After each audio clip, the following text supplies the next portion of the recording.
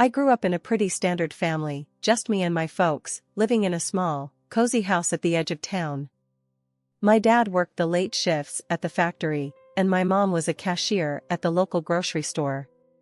Money was tight, but we got by. I was their only kid, and they poured all their love into me, even though I wasn't the easiest child to care for. From a young age, I was always the sickly one, catching colds that seemed to linger for weeks and struggling with a bunch of allergies that kept me indoors more than out. I was thin, way too thin for my age, and my clothes? Well, let's just say fashion was the least of our concerns. School was a battlefield. I tried to blend into the background, but somehow, I always stood out, and not in a good way. My classmate, Sarah, she made sure of that. Sarah was everything I wasn't: popular, pretty, and always dressed like she was about to walk into a photo shoot. One day, trying to dodge the bullies, I was late to class. Slipping into my seat, I hoped for a quiet day. That hope vanished the moment Sarah noticed me. "Look who decided to show up," Sarah sneered, loud enough for the whole class to hear. "Thought you were too sick to come to school, or did you finally find something to wear that didn't come from a charity bin?"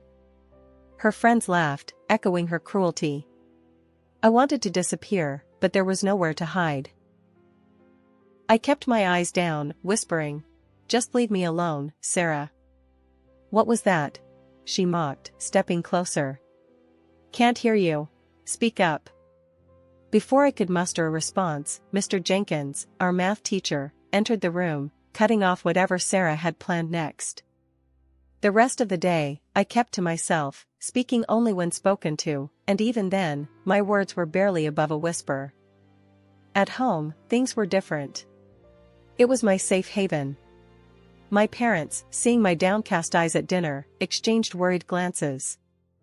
"Nellie, honey, you barely touched your food." "Something happened at school today?" my mom asked, her voice full of concern. I shrugged, pushing my food around my plate. "It's nothing. Just tired, I guess." My dad, quiet until now, put down his fork. "You know, Nellie, you can talk to us. Whatever it is, we're here for you." I nodded, knowing they meant every word. But explaining the day's humiliation felt impossible. "Thanks, Dad. I'm just really tired. Think I'll head to bed early."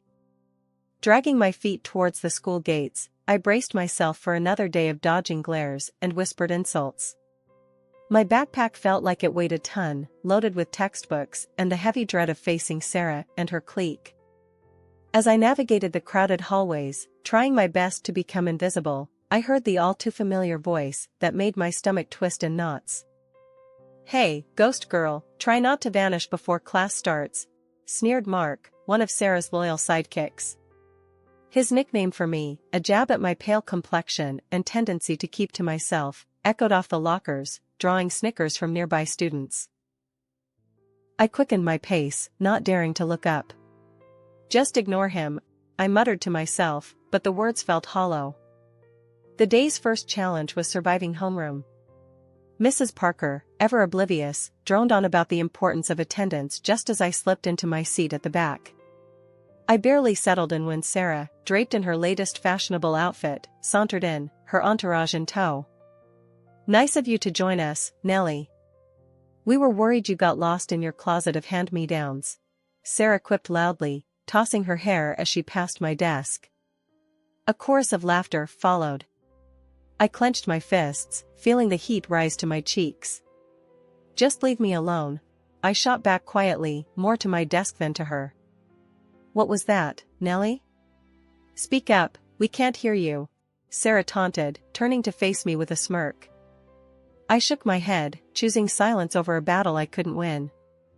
The bell rang, a temporary reprieve, but the relief was short-lived. Each class transition felt like running a gauntlet, with Sarah and her crew lying in wait to hurl their next insult or snide comment. Lunchtime was no sanctuary either. I found a secluded spot under an old oak tree, a safe distance from the cafeteria's chaos and cruelty. As I nibbled on my sandwich, thoughts of just disappearing consumed me. "Hey, why you sitting all by yourself here?" a voice interrupted my solitude. I looked up to see Jake, a guy from my English class.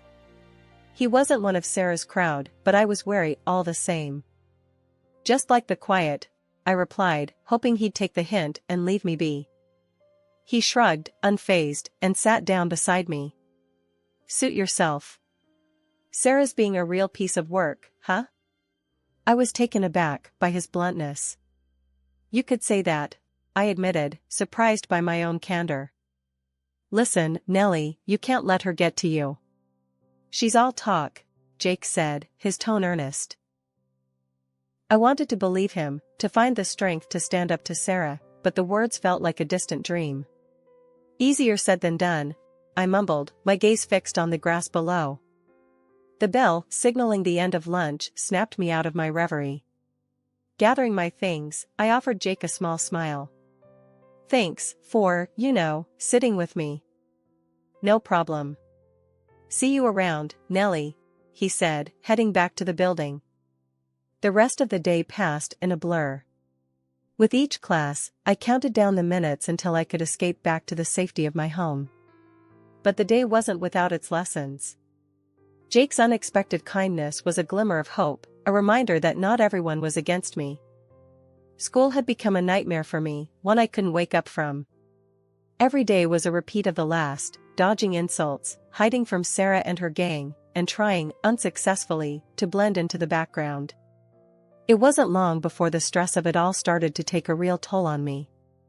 I found myself feeling physically sick, my old ailments flaring up with a vengeance alongside new ones.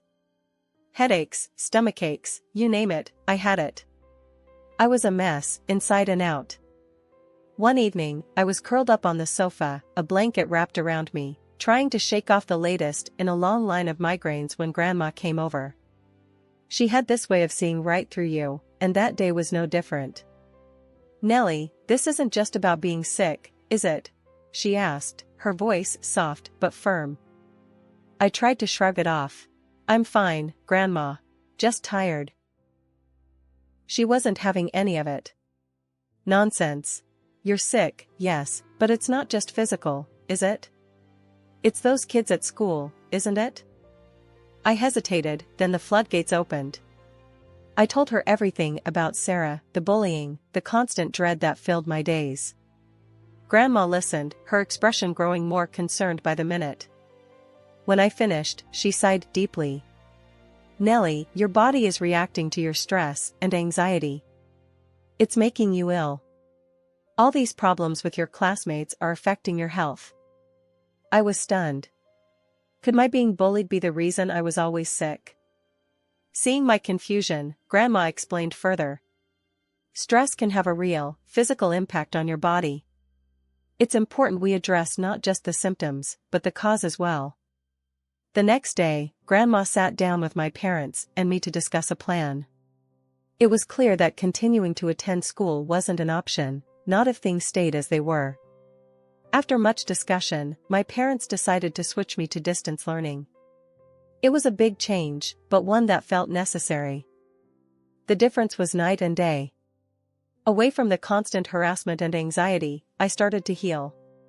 My headaches became less frequent, my stomach settled, and I found myself actually able to concentrate on my studies without the looming shadow of Sarah and her taunts. I was sitting at the kitchen table one afternoon, working through a set of math problems, when Mom came in to make a cup of tea. She watched me for a moment, then said, "You seem different, Nellie. Better. Happier, even." I hadn't really thought about it, but she was right. "I guess I am," I admitted. "It's weird not having to worry about what's going to happen at school every day." Mom nodded, a relieved smile spreading across her face. "I'm just glad to see you feeling better. We should have done this sooner." The transition wasn't without its challenges. I missed the few friends I had, and adjusting to a new way of learning took time. But as days turned into weeks, and weeks into months, I found myself grateful for the change. For the first time in a long time, I felt like I could breathe. One morning, as I logged onto my first virtual class, my mom knocked softly on my door. "Nellie, you okay with this? Missing your friends?" she asked, peeking in with a concerned look. I paused, considering.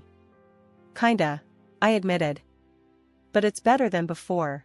At least I can focus now. She nodded, her eyes softening. You just shout if you need anything, okay? I'm right downstairs. As the days turned into weeks, I found a rhythm to my new routine. The subjects I used to struggle with began to make sense, thanks to the absence of distractions and the patient guidance of my online teachers. One afternoon, after a particularly successful math session, my dad came home early and found me at my desk. Look at you, assing your classes without those bullies breathing down your neck, he said with a grin, ruffling my hair. I couldn't help but smile back. Feels weird, Dad. Good weird, though. Like, I can actually do this. That's 'cause you can, Nellie. Always could, he replied, pride evident in his voice. Yet, it wasn't all smooth sailing. The lack of social interaction began to weigh on me. I missed the face-to-face conversations, even the ones that weren't always kind. The silence of the house, once a sanctuary, started to feel more like a cage. I started to look for ways to fill the social void. I joined online study groups and even started a virtual book club with a few classmates I'd reconnected with. It wasn't the same as hanging out in person, but it helped. One evening, as I closed my laptop after a long study session, my grandma called. How's my favorite granddaughter? She asked, her voice warm and comforting. I'm your only granddaughter, Grandma, I teased, smiling at our ongoing joke. Details, she chuckled. How's the distance learning going? It's good, actually. I mean, I miss seeing people, but I'm doing better in school now, I shared, feeling a sense of achievement. That's my girl. You're stronger than you know, Nellie. Don't forget that, she said, her words lifting my spirits. Prom night was something I had dreaded for months. The very idea of attending filled me with anxiety. My parents, however, thought it would be good for me, a chance to close this chapter on a high note, as they put it. Despite my protests, I found myself nodding along to their encouragement. It's a once-in-a-lifetime thing, Nellie. You might regret not going, Mom said, her eyes hopeful. I couldn't bring myself to argue further, even though every fiber of my being screamed against it. So, there I was, in a simple dress that my mom and I had picked out, standing awkwardly at the back of the gym, trying my best to blend in with the walls. The gym was transformed, barely recognizable, with all the decorations and lights. Groups of my classmates, all dressed up, were laughing and dancing, enjoying the night. I couldn't help but feel like an outsider, watching the festivities from my lonely corner. As the evening dragged on, I decided to make a quiet exit. No one would notice I was gone anyway. But just as I was about to slip out, Sarah, in her stunning dress, blocked my path. Leaving so soon, Nellie? The party's just starting, she sneered, her voice dripping with malice. I tried to step around her, but she shoved me back, a little too forcefully. Watch where you're going, she hissed, her eyes gleaming with cruelty. The sudden push caught me off guard, and I stumbled, drawing the attention of those nearby. In seconds, I was surrounded by Sarah's friends, their laughter piercing the loud music. Look at her, can barely stand straight, one of them mocked, pointing directly at me. Sarah leaned in closer, her voice loud enough for her circle to hear. Guess some things never change, huh, Nellie? Always the clumsy one. I felt my cheeks burn with embarrassment and something else, anger, maybe, or just a deep, aching sadness. Just leave me alone, Sarah, I managed to say, my voice shaky, but loud. Oh, I will, don't worry. Wouldn't want to ruin my night by spending another minute with you, she retorted, her words like daggers. The group's laughter followed me as I turned and ran, not stopping until I was safely outside, away from their taunting faces. Tears blurred my vision as I made my way home, the night air doing little to cool my flushed cheeks. My parents were waiting up when I got home, their faces lighting up at the sight of me. But as they took in my tear-streaked face and the defeated slump of my shoulders, their smiles faded. "What happened, honey?" Mom asked, rushing over to me. I shook my head, unable to find the words to explain the humiliation and hurt. "I just want to forget tonight ever happened," I whispered, the tears starting again as I let my parents wrap me in their arms, their concern and love a small comfort in the face of my pain. After the prom disaster, I was more than ready to put high school behind me. College was my chance to start fresh, to be someone new. I chose to study medicine, driven by a deep-seated desire to help others, maybe even understand a bit more about my own struggles through learning about the human body and mind. My first day at medical college felt like stepping onto another planet. Everyone was buzzing with excitement, talking about classes and future careers. I found myself outside the main lecture hall, clutching my schedule, when a girl next to me said, "Hey, you look lost too. First year?" "Yeah," I replied, grateful for the conversation. "Nellie," I introduced myself. "I'm Zoe. Nervous?" "Terrified," I admitted with a laugh. Zoe and I stuck together, finding our way to the lecture hall. Sitting down, I felt a nervous excitement bubble up inside me.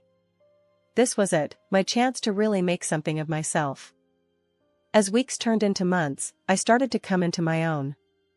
I was doing well in my classes, even making a few friends. Zoe and I became inseparable, studying together and encouraging each other through the tough exams and endless assignments. Our hard work paid off, and I found myself thriving in a way I never had before. The subject of psychosomatic medicine particularly fascinated me, the idea that the mind could have such a profound effect on the body. It resonated with my own experiences, and I dove into the research with a passion.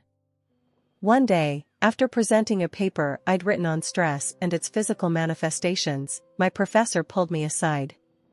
"Nellie, your work is impressive.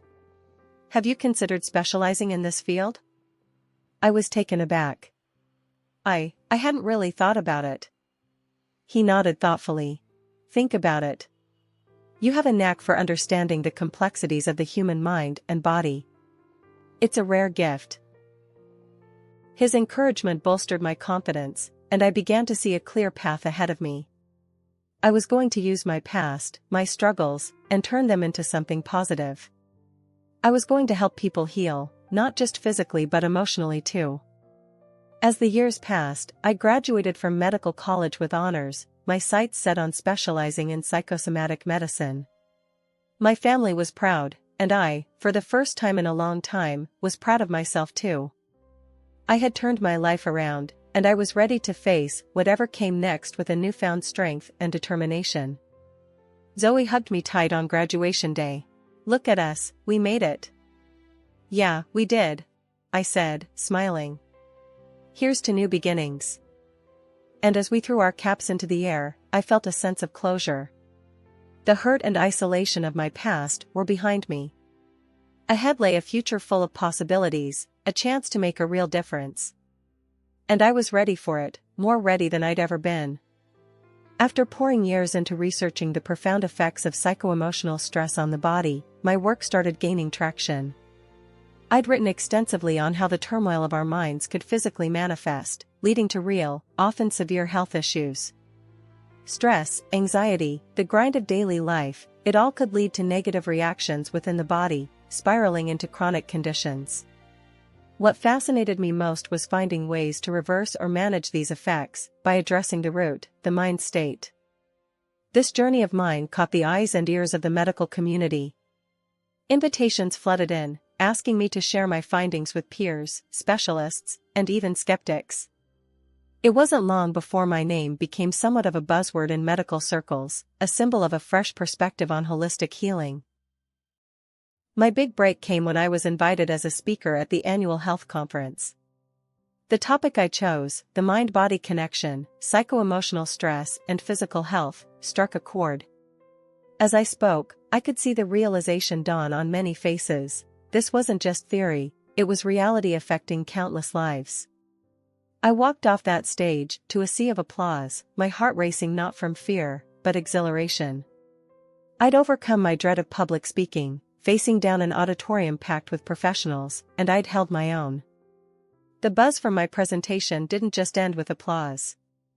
Post-conference, an invitation came my way that would have seemed unimaginable years ago, a dinner with the who's who of the health sector. Government officials, insurance bigwigs, clinic heads, and industry specialists, all were to be there. As the day of the dinner approached, a mix of excitement and nerves took over. This was more than just a meal, it was a networking goldmine, a chance to discuss potential collaborations, to take my work to the next level. I stood in front of my mirror, makeup in hand, determined to look my best. I wasn't just representing my research, I was representing myself, my journey. I chose my dress carefully, the one that always made me feel confident and at ease. As I applied my makeup, I allowed myself a moment to reflect on the significance of this evening. It wasn't about looking no worse than the other women there, it was about feeling my best, about walking into that restaurant with my head held high, knowing I belonged. At this elegant dinner, surrounded by the health sector's elite, I felt like I was finally where I belonged. Compliments flowed my way, each one boosting my confidence more than the last. As the evening wound down, I decided it was time to head home, still riding the high of the night's successes. But as I made my way through the hallway, a familiar voice stopped me in my tracks. It was her, Sarah, my high school nightmare. "Wow, look at you. Finally figured out how to dress, huh?" Sarah's voice, laced with that same condescending tone, filled the space between us. I turned to face her, finding her just as beautiful and just as arrogant as she'd been back in school. The years had changed us both, but it seemed her spirit remained untouched by time. "Long time no see, Sarah," I said calmly. Sarah laughed, a sound that once would have sent me spiraling into anxiety. "Seriously, though, how much did you have to borrow to afford a night here? This place isn't cheap."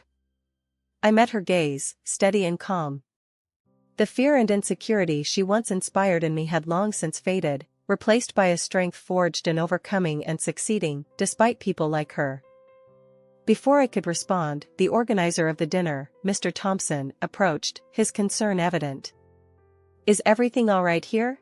he asked, looking from me to Sarah. I nodded, offering him a smile. "Yes, thank you. Just catching up with an old classmate." Sarah, fueled by alcohol and unchecked pride, continued her tirade, oblivious to the discomfort she was causing. She even went as far as to bring her husband into the mix, beckoning him over with the promise of joining in on her mockery. However, the moment her husband, who I recognized as the director of a company interested in my research, realized the situation, his demeanor changed drastically. "I'm so sorry," he began, his apology directed at me with a sincerity that took me by surprise. "My wife's behavior is unacceptable." He then turned to Sarah, his frustration boiling over. "Do you realize what you've done? You're jeopardizing important opportunities with your behavior. I've been looking forward to collaborating with Dr. Nellie Stewart here, and you're here making a scene." The sight of him leading Sarah away, her protests echoing down the hallway, was surreal. Moments later, he returned alone, his expression apologetic. "I can't tell you how sorry I am for my wife's behavior," he said, his voice earnest. "I hope this doesn't affect our potential collaboration. Your work is invaluable."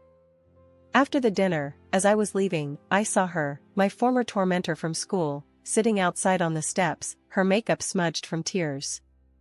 She looked up as I approached, her eyes red and puffy. "Hey, can you talk to him for me? You seem to have his ear," she hiccuped, her voice a mix of desperation and vodka. I paused, looking down at her.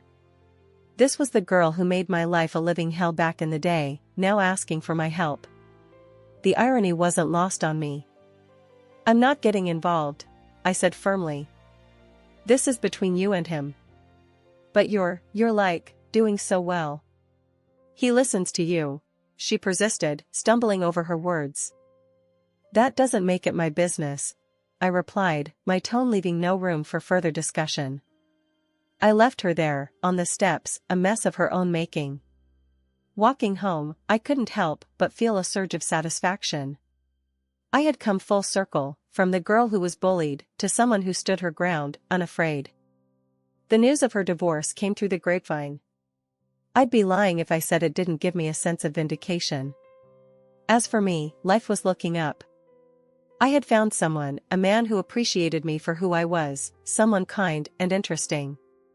We were talking about a future together, something I never thought I'd have. Continuing my work, I felt more motivated than ever. My experiences, both past and present, fueled my passion and my resolve to make a difference. It was a strange journey, but it led me here, to a place of happiness and contentment. And for that, I was grateful.